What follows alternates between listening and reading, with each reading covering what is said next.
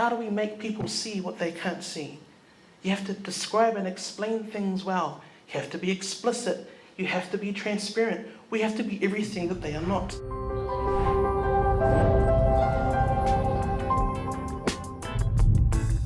Nau tōrero, ngā ku tōrero ka ora e te iwi, i ngā mana, i ngā reo, i ngā hauwhā, tēnei te mihi nui kia koutou katoa. When you're talking about optimal relationships, that was the key phrase that stuck out to me. Who gets to decide what the optimum relationship is anyway? Whose knowledges are we valuing here? Because you value it for collection of data, you extract all of that information, you get famous, get known for stuff out in the world, and you forget about the community that you took that information from. You learn all of the mainstream things that get you these positions. And then once you're in there, you have to then help to train people, not that they know it, but that's our secret on-the-job training that we do in terms of our cultural intelligence. We model it constantly, all the time. So the definition of research here at MIT currently is that the academic staff, the lecturers are the researchers. But we're also trying to promote the fact that anybody who is curious and has an idea that they think can help a community, they're a researcher too. But we need to then contribute to that vernacular to help people understand that you can make a difference, you can make an impact.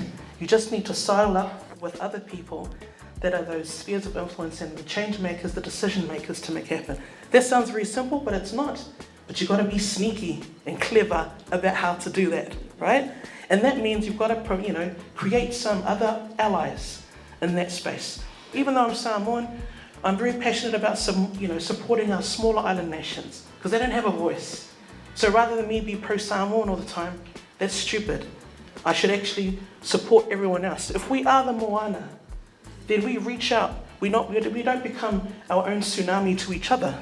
And then looking at how we can use the treaty as the foundation to teach everyone about how we can work more cohesively together. That's something that we need to really seriously look at, is more research with Māori and Pasifika together to create that space. Because at the moment, they're still trying to separate everybody. And you can't keep doing that because a lot of our children coming through are both. And I say to my Māori colleagues, I want to learn your reo, but I want you to first understand that I'm more interested in advancing your people.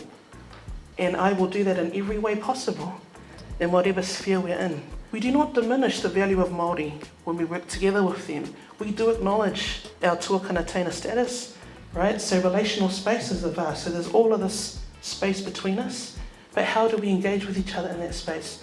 Personally, for me, when Sabrina was talking about te ole wā, it's not that I disagree, but for me, te ole wā means that someone actually solid the wā, right? That someone actually has caused some damage in that space, and so you have to now deal with it. You have to now make sure that it's all cool again. I'm more of a fan of this one here, around tausiwa, or in Lea Whakatonga, tauhiwa.